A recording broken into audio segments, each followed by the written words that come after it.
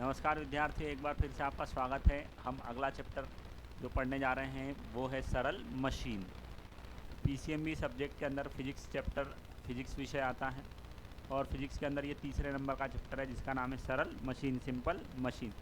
सरल simple machine मतलब छोटी छोटी प्यारी प्यारी मशीनों की बात हो रही है, जबकि दुनिया में बहुत बड़ी बड़ी मशीनें भी अवेलेबल हैं, पर हम केवल सिंपल मशीनों की बात करें। तो सिंपल मशीन के अंदर अगर हम बात करें तो पहला क्वेश्चन आता है, the mechanical advantage of simple machine is 3, load arm is 5 metre, then the effort arm will be. सरल मशीन का यांत्रिक लाभ 3 है, भार भुजा 5 मीटर, आयास भुजा होगी। देखो बच्चों, ये है लीवर,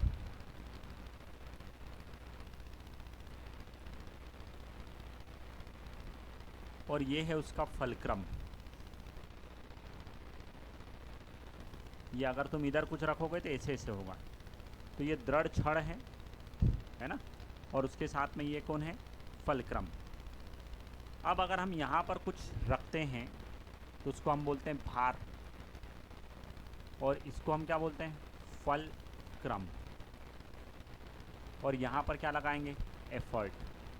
एफर्ट मतलब प्रयास, प्रयास को हम किससे लिखते हैं, पी से। अब प्रयास से लेकर इस फलक्रम के बीच की जो दूरी है, इस दूरी को हम कहते हैं आयास भुजा।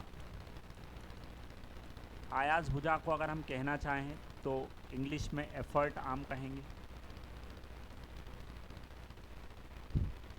और इधर वाला जो है इसको हम कहते हैं भार भुजा। भार भुजा को हिंदी में कहते हैं लोड आर्म। और अगर हम देखें इसको तो यहाँ पर मैकेनिकल एडवांटेज, यांत्रिक लाभ का सूत्र होता है W/P, पर इसी के साथ में एक और सूत्र होता है, mechanical advantage is equal to, देखो W जो है, W मतलब भार, भार को आप किधर लाओ, नीचे, भार भुजा। भार भुजा मतलब लोड आर्म, वेट आर्म भी बोल सकते हो आप। और ऊपर कौन आ जाएगा, आयास भुजा। आयास भुजा को हम क्या नाम देंगे, तो इसको देंगे हम एफर्ट आर्म। कौन सा आर्म, एफर्ट आर्म। एक हो गया आयास भुजा और एक क्या हो गया, भार भुजा।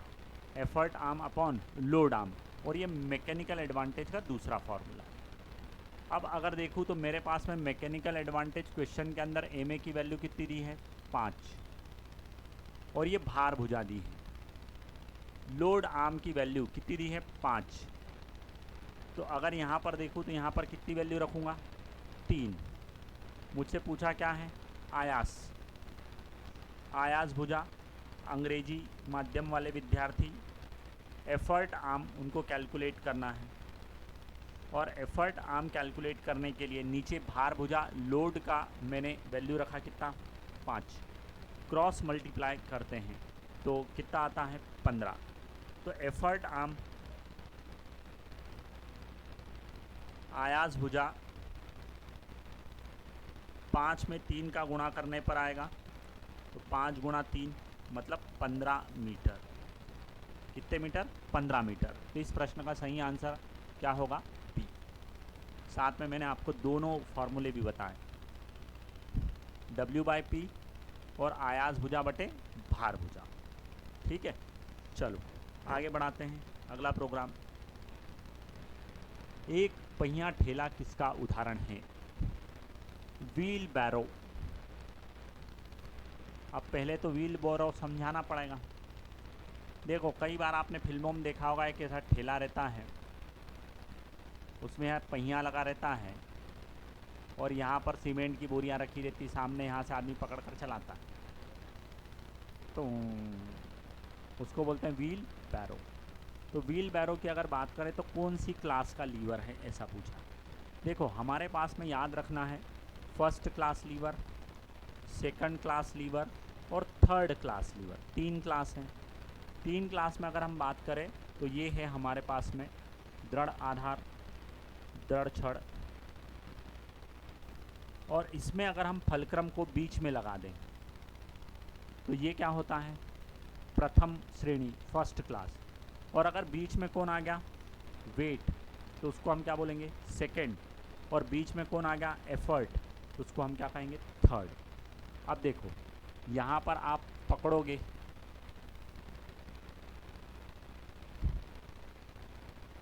एफर्ट, ये घूम रहा है, ये हो गया एफर्ट, सॉरी फलक्रम, क्या हो गया, फलक्रम। और यहाँ पर क्या रखा है, वेट, तो वेट बीच में आए तो कौन सी क्लास है, सेकेंड क्लास। मतलब भार बीच में रहता है, फलक्रम एक तरफ और एक तरफ आयास रहता है, तो उसको हम बोलते हैं सेकेंड क्लास, द्वितीय कोटि।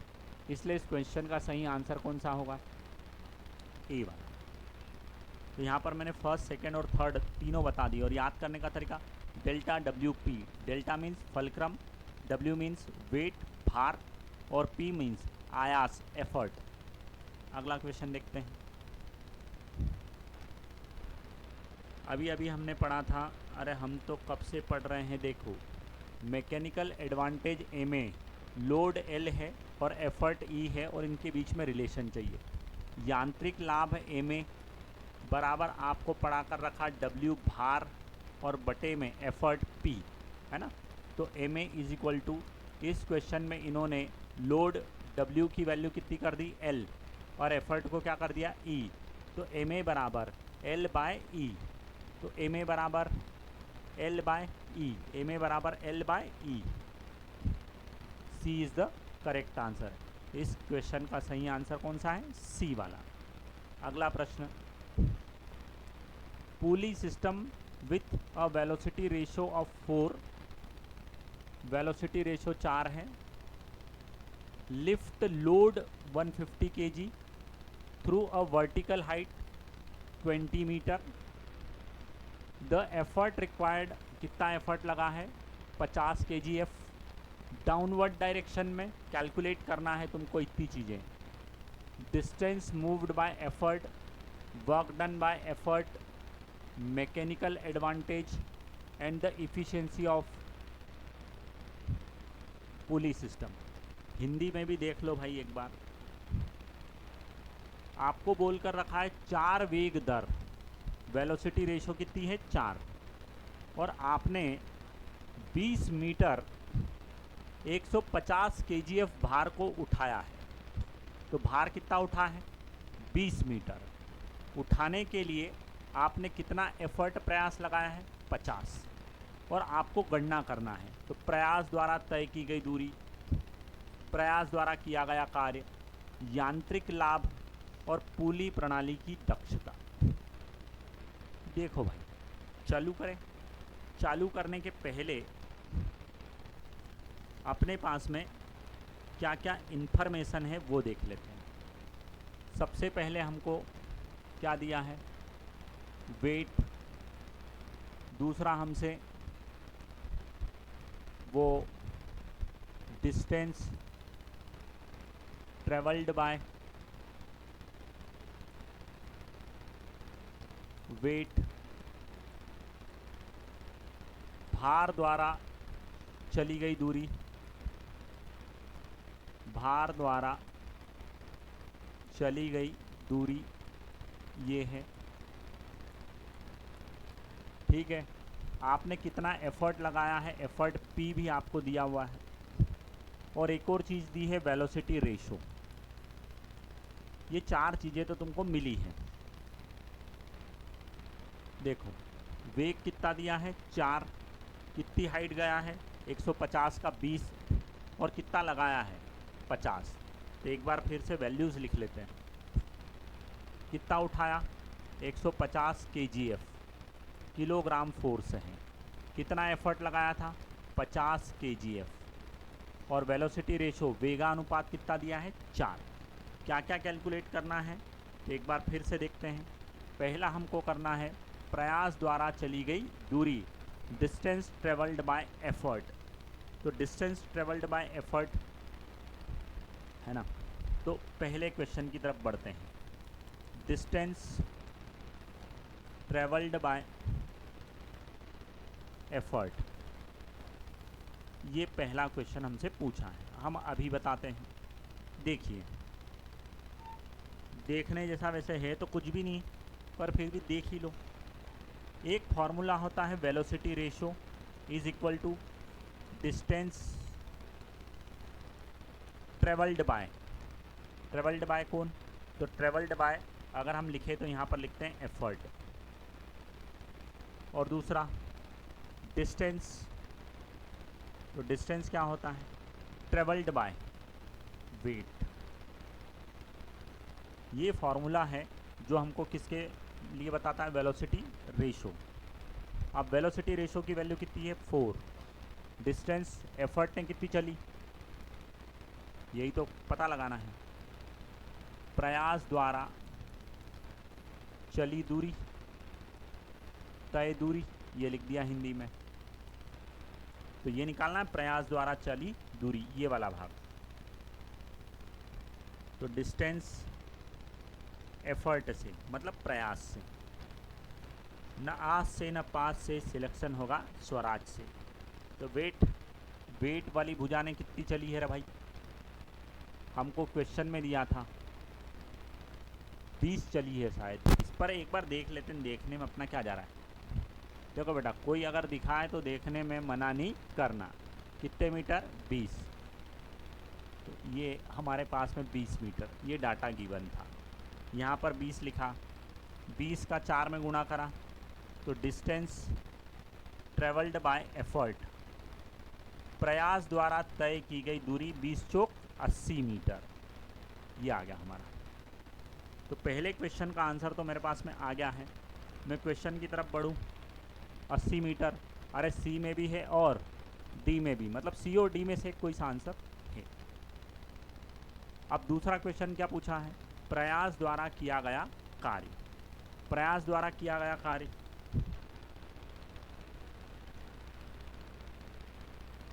Work done by effort. तो वर्क डन बाय एफर्ट, कार्य किसके द्वारा, प्रयास द्वारा। तो कार्य का सूत्र हमने बचपन से पढ़कर रखा है, फोर्स इनटू डिस्प्लेसमेंट, मतलब बल गुणा विस्थापन। अब ध्यान देने वाली बात है कि कार्य निकालना है मुझे किसका, एफर्ट वाला। तो मुझे फोर्स भी कौन सा लेना पड़ेगा, एफर्ट वाला। तो एफर्ट कितना है, 50। एफर्ट कितना है, 50, पर वो केजीएफ में है, और केजीएफ को न्यूटन में बदलना हो तो 10 से मल्टीप्लाई, और जब 10 से मल्टीप्लाई करोगे तब आपका केजीएफ काय में बदल गया, न्यूटन में। तो यहाँ पर बल कितना, फोर्स कितना लग रहा है, 500, और उसका डिस्टेंस कितना चला है, वेट थोड़ी ना यार, डिस्टेंस। अरे अभी तो निकाला 80, एफर्ट कितना डिस्टेंस चला, 80, क्योंकि डिस्प्लेसमेंट मुझे किसका कैलकुलेट करना पड़ेगा, एफर्ट का, प्रयास का। तो 80 गुणा कर देता हूँ, डब्ल्यू एफर्ट 8 5 40, 3 अंडे और इतने जूल। तो आयास द्वारा, प्रयास द्वारा किया गया कार्य कितना है, 40,000 जूल, 40,000 जूल। चलो वापस, यही वाला आंसर है भाई, सी वाला। अगली सेक्शन तो सॉल्व करने की ज़रूरत नहीं है। फिर भी अगर कोई कहे कि नहीं सॉल्व करके बताओ, तो क्या पूछा, यांत्रिक लाभ। यांत्रिक लाभ मतलब मैकेनिकल एडवांटेज। तो 3rd नंबर का क्वेश्चन है मैकेनिकल एडवांटेज। तो mechanical advantage is equal to होता है W/P। तो W की वैल्यू कितनी है, 150, और P की वैल्यू कितनी, 50। खाच खाच कैंसल, 3। तो मैकेनिकल एडवांटेज कितना हो गया, 3। 4th नंबर के क्वेश्चन में मुझसे क्या पूछा हुआ है, इफ़िशियंसी, दक्षता, इंग्लिश में क्या बोलेंगे, इफ़िशियंसी। तो इफ़िशियंसी अगर मुझे कैलकुलेट करना हो तो इफ़िशेंसी का फॉर्मूला है मेरे पास 4th नंबर में, efficiency eta is equal to output upon में इनपुट इनटू में 100। एक तो ये है। दूसरा अगर ईटा का फॉर्मूला देखें तो वो होता है mechanical advantage divided by velocity ratio into 100। तो ईटा की वैल्यू मैकेनिकल एडवांटेज कितना है 3, वेलोसिटी रेशो 4 इनटू में 100, 100 से गुणा करा, 4 से भाग दिया, 100 को तो कितनी बार गया 25 बार, 25 दिया तो दक्षता है 75%। ये भी दक्षता का एक सूत्र है। तो बहुत प्यारा क्वेश्चन है जिसमें पूरे चैप्टर से रिलेटेड जो भी इम्पोर्टेंट फार्मूले हैं और उन पर बेस्ड क्वेश्चन हैं एक में ही आ गए हैं। इस क्वेश्चन का सही आंसर पहले ही हमारे पास में सी आ चुका है।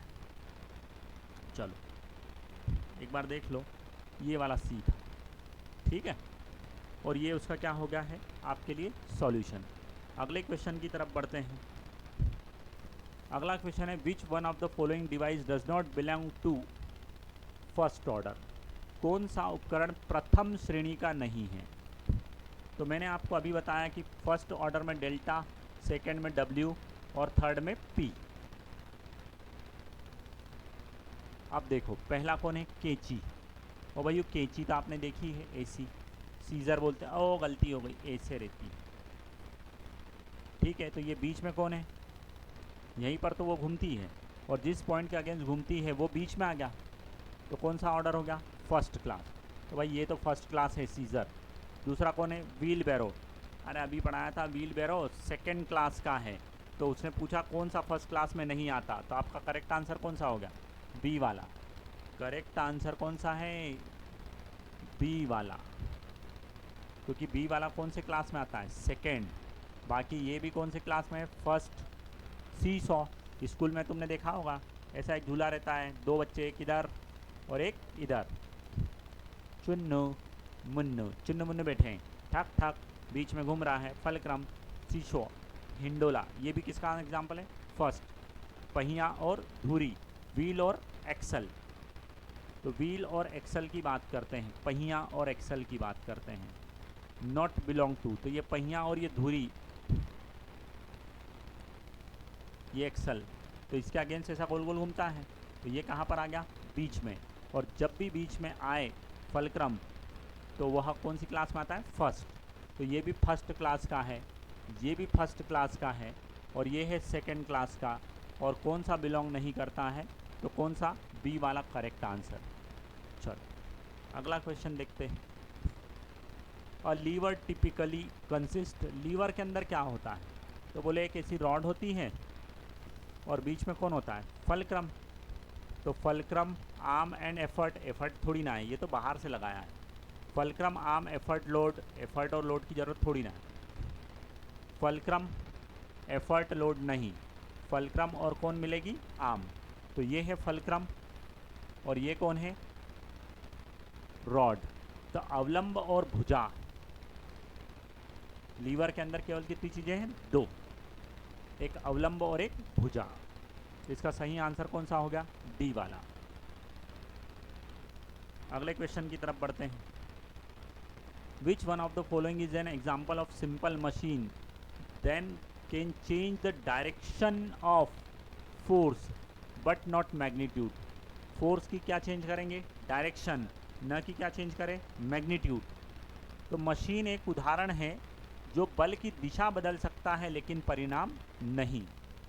तो उसके लिए अगर हम बात करें तो देखिए ये हमारे पास में रिजिड सपोर्ट, ये रस्सी पर बांधी हमने पुली, और पुली के इधर और इधर, तो इधर आपकी लिए टांग दी अपन ने बाल्टी। अब बाल्टी जैसा तो कहीं लग नहीं रहा है पर तुम समझ जाओ इधर कुछ लटका है, और इधर एक आदमी अपने दोनों हाथों से इसको खींच रहा है, किधर नीचे। बाल्टी किधर गई ऊपर, क्या बदल गई डायरेक्शन। तो डायरेक्शन बदलने के लिए किसकी ज़रूरत पड़ रही है, तो एक स्थिर घिरनी की। ये घिरनी कैसी रहेगी स्थिर, और ये घिरनी केवल और केवल क्या बदलती है डायरेक्शन, क्या नहीं बदलती मैग्नीट्यूड मान। मान नहीं बदलेगा, केवल क्या बदलेगी, दिशा। कौन, स्थिर घिरनी मतलब फिक्स्ड। अगर मान लो आपकी घिरनी मूवेबल होती, कैसी होती, मूवेबल, तो डायरेक्शन भी बदलती और परिणाम मान भी बदलती।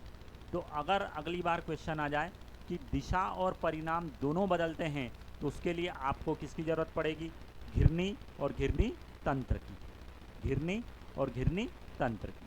तो ये इस क्वेश्चन के साथ एक और एक्स्ट्रा क्वेश्चन मैंने आपको बताया। अगला क्वेश्चन देखते हैं। साधारण मशीन का वेगानुपात वेलोसिटी रेशो 3 ने, प्रयास मतलब एफर्ट द्वारा, एफर्ट 24 मीटर चला है, तो डिस्टेंस ट्रेवल्ड बाय लोड। अभी अभी मैंने सिखाया था कि वेलोसिटी रेशो वेगानुपात बराबर होता है डिस्टेंस मतलब दूरी किसने चली, एफर्ट ने, और अपॉन में क्या लिखते हैं, डिस्टेंस दूरी किसने चली, तो यहाँ पर आता है लोड या वेट। अब क्वेश्चन में क्या है, प्रयास द्वारा तय की गई दूरी 24, प्रयास मतलब एफर्ट, तो ये वाली वैल्यू तो 24 है अपने पास में, ये वाली मुझे कैलकुलेट करना है, और ये वाला मान ये वाली वैल्यू कितनी है, 3, तो वैल्यू रखी 3, ये रखा 24 डिवाइडेड बाय डिस्टेंस और travelled by load, cross multiply करता हूँ, तिर्यक गुणा, तो distance travelled by load 24 by 3 8 metre, कितने मीटर, 8। तो इस क्वेश्चन का करेक्ट आंसर ए वाला। चलो अगले क्वेश्चन की तरफ बढ़ते हैं। मशीनों में बॉल बेरिंग का प्रयोग किए जाने का मुख्य कारण क्या है। आपने भी देखे होंगे ऐसे बेरिंग होते हैं, और बेरिंग में से गोल गोल क्या लगे, छर्रे, इन्हीं को तो बोलते हैं बॉल बेरिंग।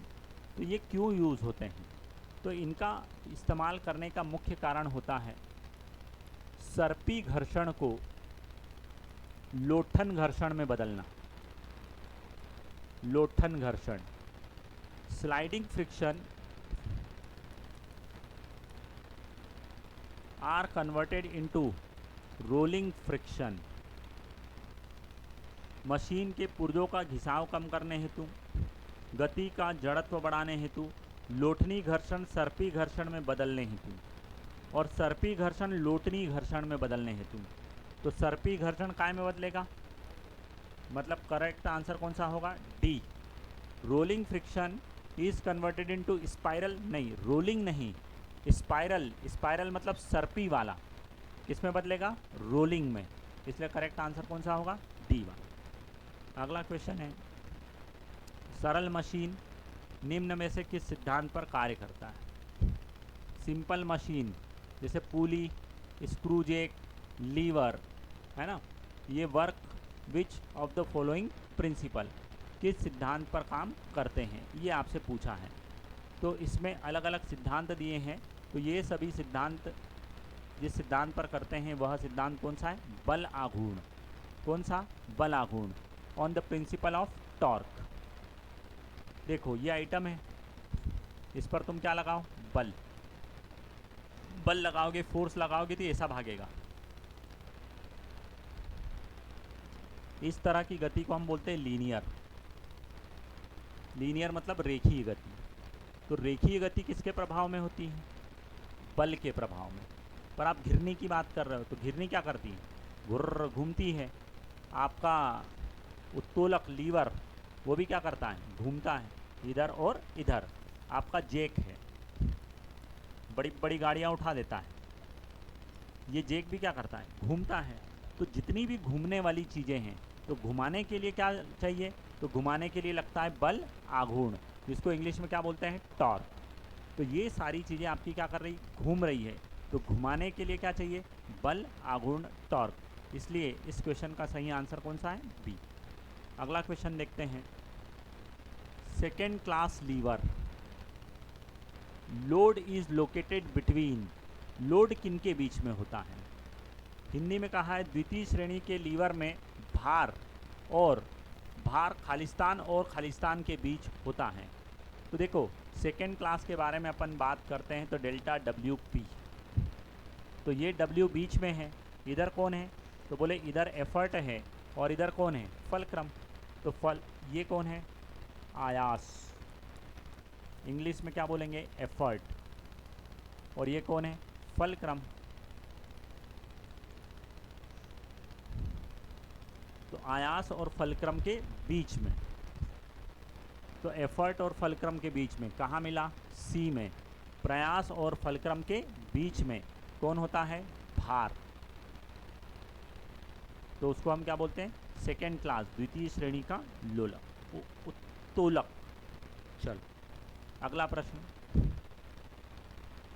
प्रथम श्रेणी के लीवर में फलक्रम, भार और प्रयास, फलक्रम इज लोकेटेड बिटवीन, तो फलक्रम कहाँ होता है, तो यहाँ पर भी खाली स्थान है बेटा, है ना। फलक्रम किनके बीच में स्थित होता है, अरे अभी अभी सिखाया, ये हुआ डेल्टा फलक्रम, इधर कौन आएगा, एफर्ट, और इधर कौन आएगा, वेट, भार, और इधर कौन, आयास। तो आयास और फलक्रम, ये र की मात्रा नहीं आएगी,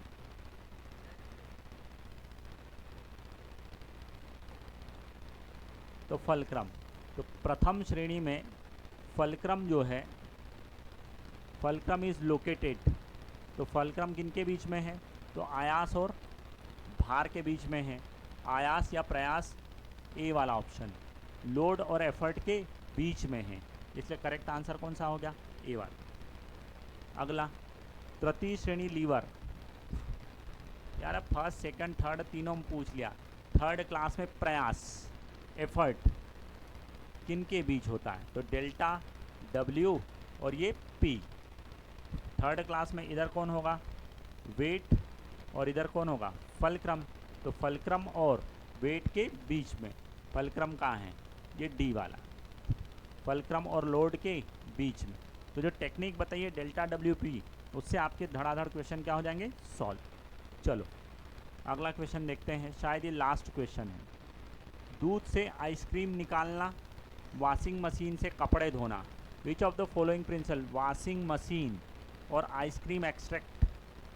देखो जब कपड़े धोने वाली मशीन घूमती है तो बीच में एक ऐसा खूंटा रहता है, उस पर ऐसा घुमाते हैं, खुर खुर खुर खुर, तो खुरखुर करके जब घुमाते हैं ना, तो जो धूल के कण होते हैं वो किधर चल जाते हैं, बाहर, बाहर दूर की तरफ जा रहे हैं। और जब कोई दूर की तरफ जाता है तो उसके लिए एक जिम्मेदार बल होता है अपकेंद्रीय बल, और अपकेंद्रीय बल को इंग्लिश में क्या बोलते हैं, सेंट्रीफ्यूगल। तो सेंट्रीफ्यूगल के प्रिंसिपल पर आधारित है, तो कौन सा आंसर आएगा, सी वाला, अपकेंद्रीय सेंट्रीफ्यूगल प्रिंसिपल पर आधारित है आपकी वॉशिंग मशीन और आपकी आइसक्रीम मशीन। तो ये बहुत बहुत इम्पॉर्टेंट चैप्टर है, छोटा सा चैप्टर है, 4-5 फार्मूले और 2-3 कंसेप्ट लेकर अगर हम साथ में चलते हैं तो हम आसानी से एग्ज़ाम में क्वेश्चन का आंसर दे सकते हैं। तो अप्रॉक्सीमेटली यहाँ पर ये चैप्टर समाप्त होता है, ये उसकी क्या है, आंसर की। तो आप पढ़ते रहिए इसी तरह से। आप सभी को बहुत बहुत धन्यवाद।